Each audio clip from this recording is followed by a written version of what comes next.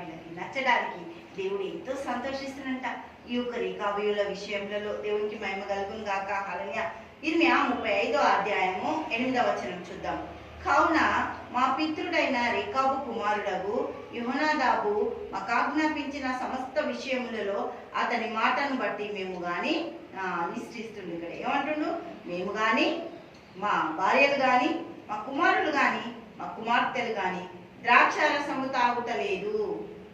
మా తండ్రి అయిన యెహోనాదాబు మాకు ఆజ్ఞాపించిన సమస్తమును బట్టి మేము వివిధములగునట్లుగా కాపురమునకు ఇండ్లు కట్టుకొనలేదు, ద్రాక్షావనములు గాని పొలములు గాని సంపాదించుకొనటలేదు, విత్తనమైనను చల్లుటలేదు, గుడారములలోనే నివసించుచున్నాం. అయితే బబులోను రాజైన నెబుకద్నెజరు ఈ దేశంలో ప్రవేశింపగా కల్దీయుల దండునకును సిరియానుల దండునకును భయపడి మనము యెరూషలేమునకు పోదుము రండి అని మేము చెప్పుకుంటుంది గనక మేము యెరూషలేములో కాపురం ఉన్నామని చెప్పింది.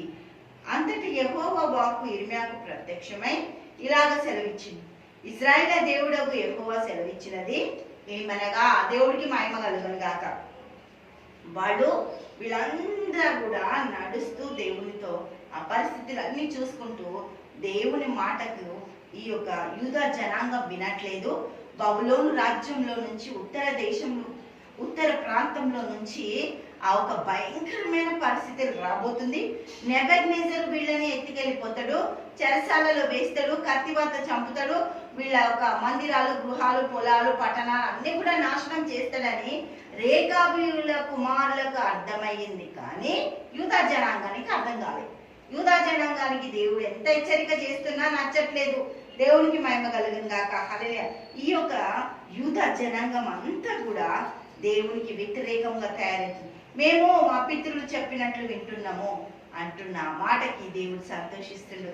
దేవుడు ఇప్పుడు వినే బిడ్డలు తల్లిదండ్రులకు ఉంటే తల్లిదండ్రులు ఎంత సంతోషిస్తారు కదా, వినని బిడ్డల వల్ల ఎంత బాధపడతారు. అట్లా దేవుడు వినే బిడ్డలను చూసి సంతోషిస్తున్నట్ట. దేవుడికి మహిమ కలుగును గాక. యూదా జనాంగము దేవుడు చెప్పిన మాటలు హల్లెలూయా వినట్లే, వినచూపెడుతుంది. సంఘానికి వెళ్ళడం మాత్రమే, ప్రార్థన లేదు, ఆరాధన లేదు, స్తుతి లేదు, వాక్యం లేదు, ఇవ్వడం లేదు, దేవునితో సమయం గడపడం లేదు. ఏమంటే సంఘానికి వెళ్తున్నాం అంటే వెళ్తున్నాం, వస్తున్నాం అంటే వస్తున్నాం. మేము సంఘస్థులం, సంఘంలో ఉంటున్నాం. కానీ సంఘంలో ఉంటుండడంతో పాటు దేవునితో ముందుండాలి. హల్లెలూయా. దేవునితో సంబంధం కలగాలి, దేవునితో మన సావాసం ఉండాలి, దేవుని దృష్టి మన కుటుంబంపై ఉండాలి, దేవుని ప్రణాళిక మన జీవితంలో ఉండాలి, దేవుని వాగ్దానాలు మన జీవితాలలో నెరవేర్చబడాలి. అప్పుడే దేవుని పని మన జీవితాలలో జరుగుతుంది. దేవునికి మహిమ కలుగును గాక. మేము క్రైస్తవులము అంటే సరిపోదు. క్రైస్తవత్వంలో హల్లెలూయా లోక మాలిన్యాలు ఉండకుండా దేవుని ప్రణాళికలో ఉంటూ, దేవునితో నడుస్తూ, దేవుడు చూపిన మార్గంలో నిలబడుతూ, పరలోకపు రాజ్యపు ఆశలు భూమి మీద నెరవేర్చుకోవడానికి ఈ భూమి మీద మనం పరదేశులుగా, యాత్రికులుగా జీవితాన్ని గడిపినప్పుడే పరలోక రాజ్యంలో మనం వారసులుగా గుడారాలలో నివసిస్తున్న వీళ్ళు చెప్తున్నారు ఏమని, మేమేమి కూడా తెచ్చుకోవట్లేదు, తీసుకోవట్లేదు, మమ్మల్ని దేవుడు ప్రేమిస్తున్నాడు అన్న సంగతి కూడా వాళ్ళకి తెలియదు. అయినప్పటికీ వాళ్ళ ఒక పితృల మాటలకి సరెండర్ అయిపోతున్నారు. మనము ఉన్న తల్లిదండ్రుల మాట విను, ఎవరు చెప్పినా నచ్చదు.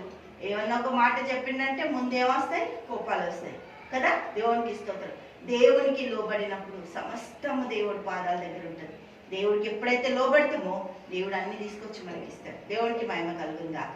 తండ్రి యేసయ్యానికి వందనాలు, స్తోత్రాలు. గొప్ప దేవా, అద్భుతకర ఆశ్చర్యక నీకే స్తుతులు, స్తోత్రాలు చెల్లిస్తాం. అన్ని రంగాల్లో నీ బిడ్డలను ఆశీర్వదించి దీవించి మీ దయ దయచేయి. యేసుక్రీస్తు నామములో నీ మేళ్లతో దీవెనలతో ఆశీర్వాదాలతో నడిపించినందుకు వందనాలు, స్తోత్రాలు చెల్లిస్తున్నా. అంత రెడీనిస్తున్నాము, ప్రార్థిస్తున్నాము తండ్రి. ఆమేన్, ఆమేన్.